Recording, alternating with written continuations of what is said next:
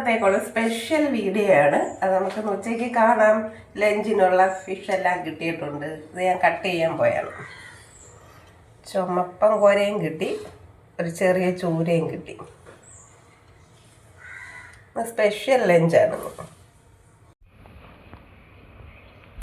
മീൻ fry ചെയ്യാനുള്ള അരപ്പ് വരട്ടെ.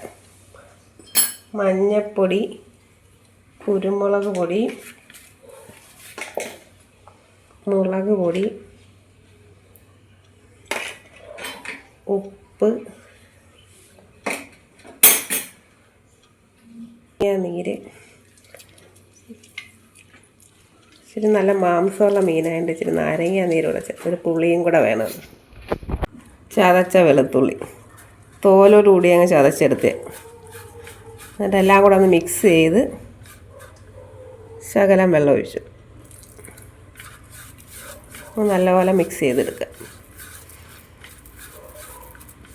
ഈ മീൻ ഇച്ചിരി മാംസമുള്ള മീനാണ്, അതുകൊണ്ട് ഇച്ചിരി കുരുമുളക് പൊടി ഞാൻ തോനെ ചേർത്തിട്ടുണ്ട്.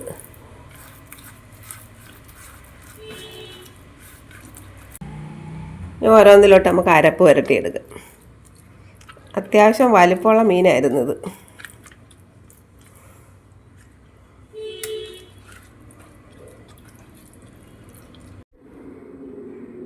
മീൻ അരപ്പെല്ലാം പുരട്ടിയിട്ടുണ്ട്. ഇനി നമുക്ക് അരമണിക്കൂർ റെസ്റ്റ് ചെയ്യാൻ വയ്ക്കാം. ഇനി ഒരു തേങ്ങാ ചമ്മന്തി തയ്യാറാക്കാം. അതിനകത്ത് തേങ്ങ എടുത്തിട്ടുണ്ട്.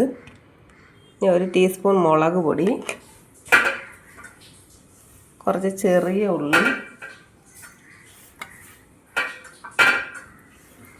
പിഴുപുളി,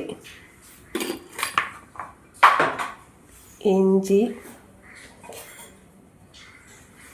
കുറച്ച് പരലുപ്പിട്ട് ചമ്മന്തി അരച്ചാൽ ഒരു പ്രത്യേക ടേസ്റ്റാണ് ആ ചമ്മന്തിക്ക്. ഇത്രയുടെ അരച്ചുകൊണ്ട് വരാം.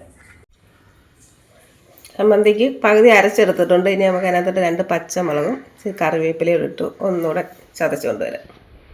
അങ്ങനെ തേങ്ങാ ചമ്മന്തി റെഡി ആയിട്ടുണ്ട്. നല്ല ഉരുട്ടിയായി എടുത്തിട്ടുണ്ട്. നല്ല കല്ലിൽ അരയ്ക്കുന്ന കണക്ക് തന്നെ റെഡിയാക്കിയെടുക്കുക. ഒരു തുള്ളി വെള്ളം പോലും ഇതിനകത്ത് ചേർക്കരുത്. ആ തേങ്ങയുടെ എണ്ണയും എല്ലാം കൂടെ ചേർന്ന് വേണം അത് അരഞ്ഞു വരാൻ.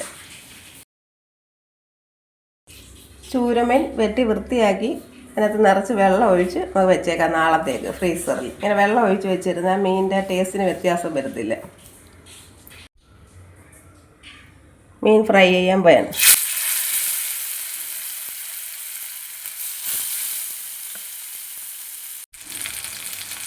മീൻ ഒരു സൈഡ് മൂത്തിട്ടുണ്ട്. നമുക്ക് തിരിച്ചിട്ട് കൊടുക്കാം. പെട്ടെന്ന് പൊടി ചെയ്തു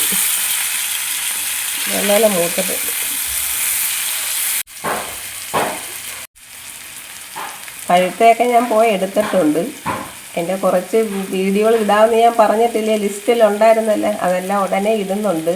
മിസ് ചെയ്യാതിരിക്കാൻ നിങ്ങളിപ്പോൾ തന്നെ സബ്സ്ക്രൈബ് ചെയ്യണേ. മഴയായതുകൊണ്ട് ഇലയെല്ലാം കീറി കിടന്നായിരുന്നു. അതിനകത്ത് ഉള്ള ഇലയൊക്കെ പിച്ചി കൊണ്ടുവന്നു. അതിനകത്ത് ഒരു വലിയൊരു ഇലയാണ് വെട്ടിയത്. അതിൽ അവിടുന്ന് ഇവിടുന്നൊക്കെ എടുത്തതാണ്.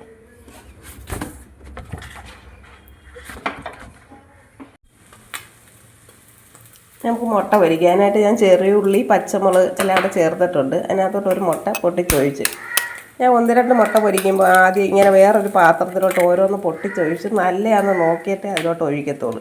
ചിലപ്പോൾ അത് കേടാണെങ്കിൽ ഒഴിച്ചാലെല്ലാം പിന്നെ വേസ്റ്റായി പോകത്തില്ലേ. അപ്പോൾ ഇത് കൊള്ളാം, നല്ല മുട്ടയാണ്. ഞാൻ ഇച്ചിരി ഉപ്പ് നീരൂടെ ചേർത്ത് കൊടുക്കും.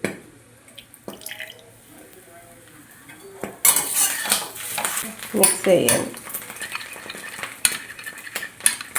അങ്ങനെ ഒരുപാടിട്ടങ്ങ് മിക്സ് ചെയ്യത്തില്ല. ഇങ്ങനെ ഒന്ന് ചെറുതായിട്ട് ഇങ്ങനെ ഒന്ന് സ്പൂൺ കൊണ്ടൊന്ന് ഇളക്കി കൊടുക്കത്തതേ ഉള്ളൂ.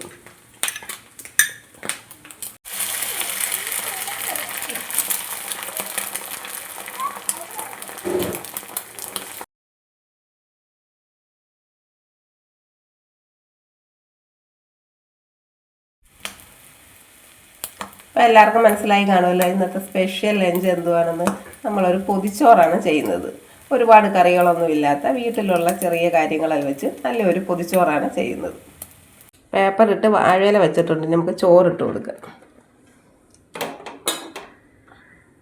ചൂട് ചോറും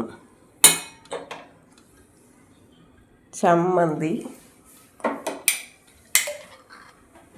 മാങ്ങ അച്ചാർ,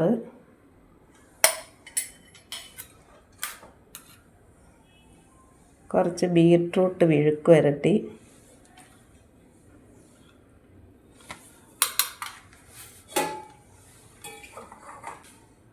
മീൻ പൊരിച്ചത്, പിന്നെ പൊതിച്ചോറിൻ്റെ താരമായ മുട്ട വറുത്തത്. മാങ്ങാച്ചാറിൻ്റെ റെസിപ്പി നമ്മുടെ ചാനലിൽ ഇട്ടിട്ടുണ്ട്, എല്ലാവരും ഒന്ന് നോക്കണേ. നമുക്ക് പൊതിയാം. വാഴയില അത്ര നല്ലതല്ല,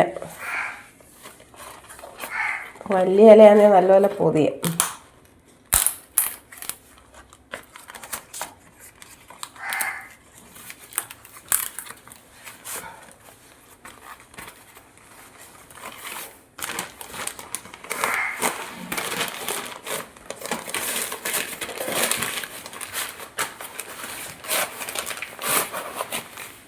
പേപ്പർ നനവ് വരും, അതുകൊണ്ട് ഞാൻ ഒരു പേപ്പർ ഇട്ട് പൊതിഞ്ഞ് വയ്ക്കിട്ട്.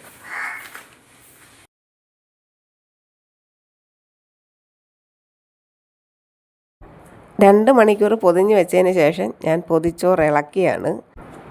എത്രത്തോളം പൊതിഞ്ഞ് വെച്ചാൽ അത്രയും നല്ലതാണ്, അതിന് കുറച്ചുകൂടെ ടേസ്റ്റ് കൂടും.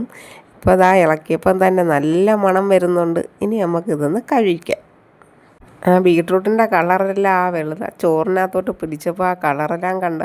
ബീട്രൂട്ട് തോരനാക്കണമെന്നായിരുന്നു വിചാരിച്ചത്, പക്ഷേ പെട്ടെന്ന് അരിയേണ്ടെന്ന് വയ്ക്കാൻ പിന്നെ അങ്ങ് വിഴുക്ക് വരട്ടി. അപ്പോൾ ചോറ് വയ്ക്കുമ്പോൾ ഉണ്ടല്ലോ, ആ ചമ്മന്തിയും ആ അച്ചാറും കൂടെ അടുത്തടുത്ത് വയ്ക്കണം. രണ്ടും കൂടെ പൊതി ഇളക്കുമ്പോൾ മിക്സായി ഇങ്ങനെ ഇരിക്കും.